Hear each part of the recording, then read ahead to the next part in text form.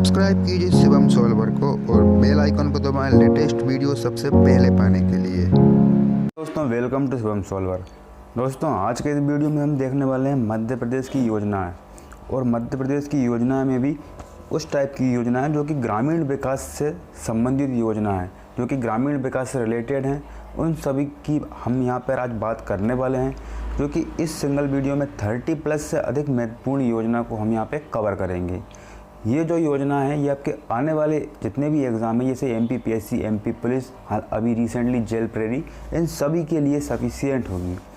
बहुत सी योजना इस टाइप से भी पूछी जाती हैं एग्ज़ाम में, नामों से रिलेटेड या उनकी डेटों से रिलेटेड, या उनमें क्या है उस योजना में स्पेशल, ये सभी चीज़ों का हम आज डीपली विश्लेषण करेंगे और यहाँ से हम इनको याद करने की कोशिश भी करेंगे। तो चलिए बिना किसी देरी के अब इनको शुरुआत करते हैं, ठीक है।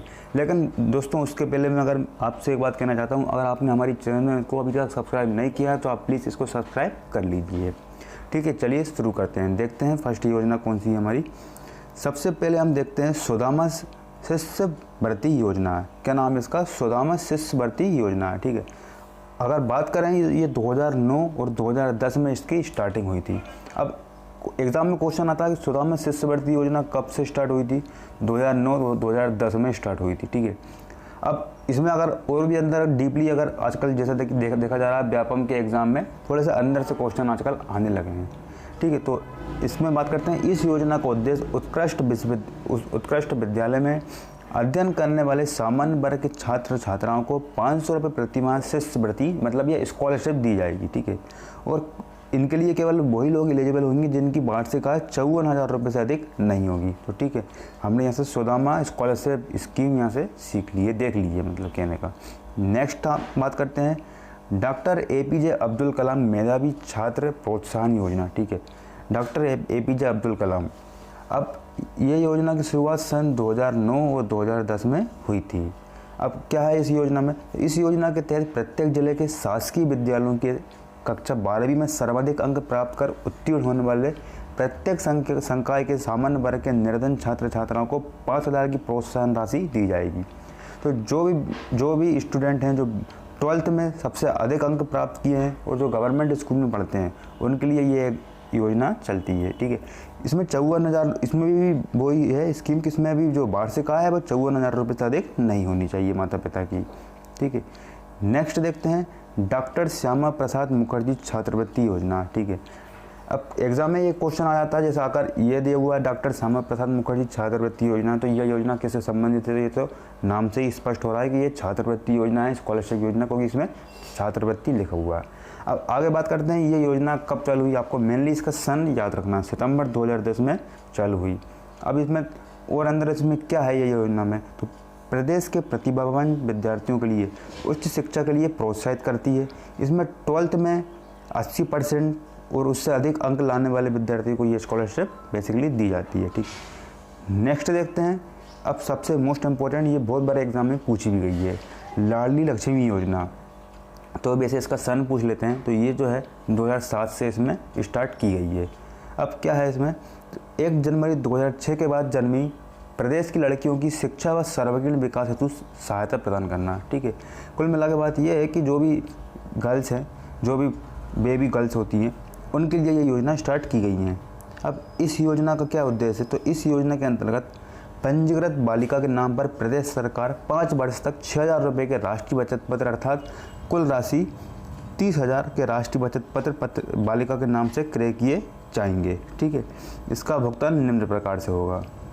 बालिका की कक्षा 6 में प्रवेश लेने पर 2,000 रुपये, कक्षा 9 में प्रवेश लेने पर 4,000 रुपये, वो कक्षा 11वीं में प्रवेश लेने पर 7,500 रुपये मिलेंगे, ठीक है।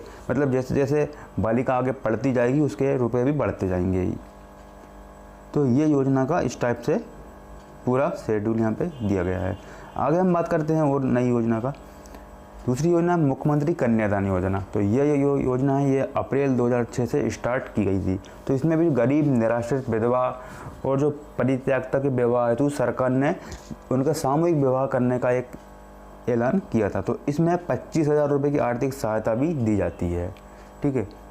नेक्स्ट बात करते हैं मुख्यमंत्री निकाय योजना। तो ये मुख्यमंत्री निकाय योजना ये हिंदू हिंदू वाली तो हमने देख ली, ये मुस्लिम वाली है। इसमें मुस्लिम भाई बहन की योजनाओं के लिए भी इसमें सरकार ने बात की गई है। तो जो मुस्लिम समुदाय के लोग हैं उनके लिए ये सामूहिक रूप से सम्मेलन करके विवाह योजना का प्रस्ताव तैयार किया गया है।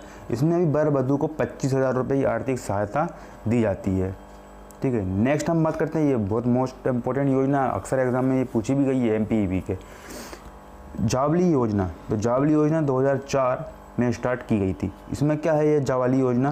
तो ये इसमें भेड़िया, बछड़ा, शासित जनजातियों की महिलाओं व बच्चों के उत्थान हेतु पुनर्वास व सहायता प्रदान करना।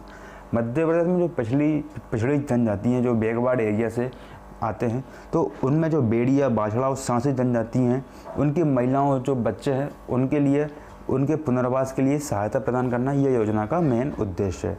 ठीक है, आगे हम देखते हैं मुख्यमंत्री तीर्थ दर्शन योजना। यह जो योजना है ये 3 सितंबर 2012 से स्टार्ट की गई थी, 3 सितंबर 2012 से। तो इसमें क्या है, इसकी वैसे तो आपको जानकारी थोड़ी इसको मालूम होगी। तो राज्य सरकार द्वारा प्रदेश की 60 वर्ष से अधिक आयु के व्यक्तियों को धार्मिक तीर्थ स्थलों की निःशुल्क यात्रा करवाने हेतु ये योजना की शुरुआत की गई थी। नेक्स्ट देखते हैं नर्मदा छपरा लिंक परियोजना। इस योजना की शुरुआत हुई थी 2012 में। इसमें जो मालवा क्षेत्र को पेयजल एवं सिंचाई की सुविधा के लिए, ठीक है, नर्मदा नदी के जल को क्षिप्रा नदी के साथ मिलाकर जल उपलब्ध कराने के लिए ये योजना की स्टार्टिंग की गई थी। ठीक है, नेक्स्ट हम बात करते हैं एकलव्य शिक्षा विकास योजना। ये इसकी शुरुआत वर्ष 2008 में की गई थी। तो इसमें विदेश की तेंदुपत्ता संग्राहकों की मेधावी छात्रा को उच्च शिक्षा हेतु प्रोत्साहित करना इसका उद्देश्य था। नेक्स्ट देखते हैं पंच परमेश्वर योजना। पंच परमेश्वर योजना इसकी शुरुआत दोस्तों 11 जनवरी 2012 से की गई थी, 11 जनवरी 2012। तो ये योजना का मेन उद्देश्य क्या था? इसमें ग्राम पंचायतों को एक मुश्त राशि उपलब्ध कराना है, ताकि ग्राम पंचायतों को उनके विकास के लिए एक मुश्त राशि मिल जाए, जिससे सही तरीके से उस प्रॉपर ढंग से उनमें ज़्यादा जल्दी डेवलपमेंट हो। तो इसकी योजना का उद्देश्य क्या था? तो इस योजना के अंतर्गत 2000 तक की जनसंख्या वाली ग्राम पंचायतों को, ठीक है, 50,000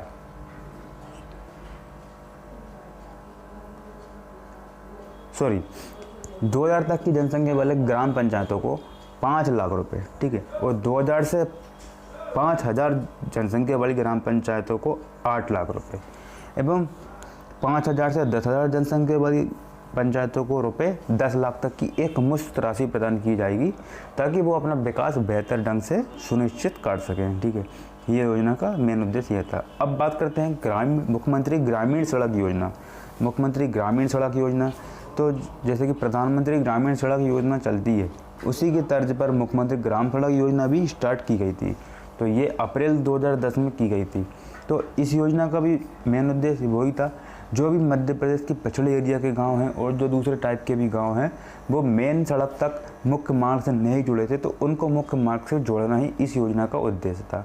तो इस योजना के अंतर्गत प्रदेश के ऐसे गांव जो सामान्य क्षेत्र में 500 की आबादी है, आदिवासी क्षेत्र में 250 की आबादी है, जो 12मासी पक्की सड़क से नहीं जुड़े थे, उनको ये सुविधा मुहैया कराना इसका मेन उद्देश्य था। ठीक है, नेक्स्ट बात करते हैं स्वामी विवेकानंद कैरियर योजना। ठीक है, तो इसकी शुरुआत कब की गई थी दोस्तों? 2005 में की गई थी। तो स्वामी विवेकानंद कैरियर योजना में इसमें प्रदेश की युवा बेरोजगार छात्रों के लिए अनुभवी शिक्षा विधि व मार्गदर्शन द्वारा कैरियर हेतु मार्गदर्शन उपलब्ध कराया जाएगा। बेसिकली ये योजना का जो मुख्य उद्देश्य था वो ये था, जो भी स्टूडेंट को जो कैरियर काउंसलिंग होती है उस टाइप की सुविधा उपलब्ध कराना है, ताकि वो कैरियर में आगे क्या कर सके, उसके लिए क्या ऑप्शन बेटर रहेंगे, उस योजना उस टाइप की जितने भी स्कीम्स होती हैं उनकी जानकारी देना ये योजना का मेन उद्देश्य था। ठीक है, आगे हम देखते हैं गांव की बेटी योजना। तो गांव की बेटी योजना 2005, इसका आप सन याद रखिएगा, मोस्ट इम्पोर्टेंट है ये। ठीक है, तो इसमें क्या होता है कि प्रत्येक गाँव की 12वीं कक्षा में, ठीक है, जो प्रथम श्रेणी से उत्तीर्ण छात्रा रहती हैं उनको हायर एजुकेशन के लिए 500 रुपये प्रति माह 10 माह तक मिलते हैं, और 5,000 की छात्रवृत्ति देना होता है, मतलब साल में उनको 5,000 रुपये मिलते हैं इस स्कॉलरशिप पे। तो इसमें कुछ कंडीशन भी है या पात्रता, तो छात्रा ने गांव में ही रहकर 12वीं कक्षा में प्रथम श्रेणी उत्तीर्ण की हो, मतलब जिसने जो गांव में ही रही हो और गांव के स्कूल से स्कूलिंग जिसने की हो, तो वो इसके लिए पात्र एलिजिबल रहेंगे। ठीक है, गांव की बेटी योजना 2005 सन में ये स्टार्ट की गई थी। ठीक, नेक्स्ट है दीनदयाल रोजगार योजना। दीनदयाल रोजगार योजना ये 25 सितंबर 2004 से स्टार्ट की गई थी। तो इस योजना का बेसिकली मेन उद्देश्य ये था कि इसमें बेरोजगार युवाओं को स्वरोजगार की ओर प्रेरित करना। जो भी बेरोजगार युवा हैं उनको स्वरोजगार के लिए प्रेरित करना है। तो अब इसमें दीनदयाल अंत्योदय उपचार योजना, इसमें थोड़ा अलग अलग वेरिएशन वाली योजनाएं भी हैं, जैसे नाम चेंज कर करके। ये दीनदयाल रोजगार योजना है। अब दीनदयाल अंत्योदय उपचार योजना ये 25 सितंबर 2004 से ये भी चालू की गई थी। इसमें BPL SC ST के लिए शासकीय अस्पतालों में 30,000 तक का प्रतिवर्ष इलाज निःशुल्क कराना है। ठीक है, ये योजना इससे संबंधित है। अब एक दीनदयाल ग्राम योजना, जो दीनदयाल ग्राम योजना भी 25 सितंबर 2004 से शुरू की गई थी। तो इसमें गांव की आधारभूत अधोसंरचना विकास हेतु जिले के 5-5 गाँवों को प्रतिवर्ष चुनना जाएगा। ठीक है, तो ये याद रखनी है, इनके तीनों की डेट इकट्ठी एक साथ 25 सितंबर 2004 को। ठीक है, नेक्स्ट देखते हैं दीनदयाल सामर्थ्य योजना। तो दीनदयाल सामर्थ्य योजना और दीनदयाल चलित अस्पताल योजना पंडित दीनदयाल उपाध्याय के नाम से ये सभी योजनाओं का नाम रखा गया है और इसमें अलग अलग टाइप की कैटेगरी के हिसाब से इन योजनाओं को सेट कर दिया गया है। ठीक है, अब इनकी सबकी डेट एक ही याद रखना आपको, 25 सितंबर 2004। ठीक है, अब दीनदयाल सामर्थ्य योजना की हम बात करते हैं तो प्रदेश के मानसिक एवं शारीरिक रूप से निःशक्त लोगों को समाज की मुख्य धारा से जोड़ना एवं उन्हें हर प्रकार से सक्षम बनाना, उन्हें हर प्रकार की सुविधा उपलब्ध कराना ही इस योजना का उद्देश्य है। ठीक है, आगे देखते हैं दीनदयाल चलित अस्पताल योजना। यह योजना की शुरुआत वर्ष 2006 में की गई थी। इसमें जो स्टेट में जो हमारे प्रदेश में रह रहे हैं दूरस्थ लोग हैं, वो SC ST क्षेत्रों में सुविधा उपलब्ध कराने के लिए ये योजना का स्टार्टिंग की गई थी। ठीक है, आगे देखते हैं प्रतिभा किरण योजना। अब जैसे दोस्तों एग्जाम में आता है प्रतिभा किरण योजना, अब एग्जाम में आ गया, अब 4 ऑप्शन दे दिए। अगर हमको ये क्वेश्चन हमने कहीं ना कहीं पढ़ा है तो हमारे माइंड में आ जाएगा कि हाँ ये योजना इससे चीज़ से संबंधित है। अगर हमने ये नहीं पढ़ा तो फिर हमको थोड़ा सा क्वेश्चन को सॉल्व करना कठिन हो जाता है कि ये योजना किससे संबंधित है। तो ठीक है, अब प्रतिभा किरण योजना, तो इसकी शुरुआत 2009 में की गई थी, सन 2009 में।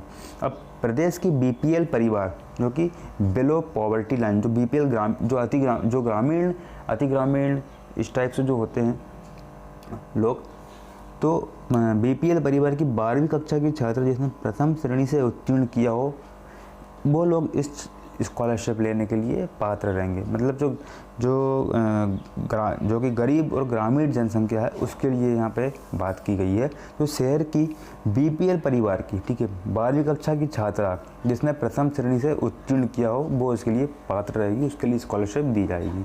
ठीक है, नेक्स्ट देखते हैं ऊषा किरण योजना।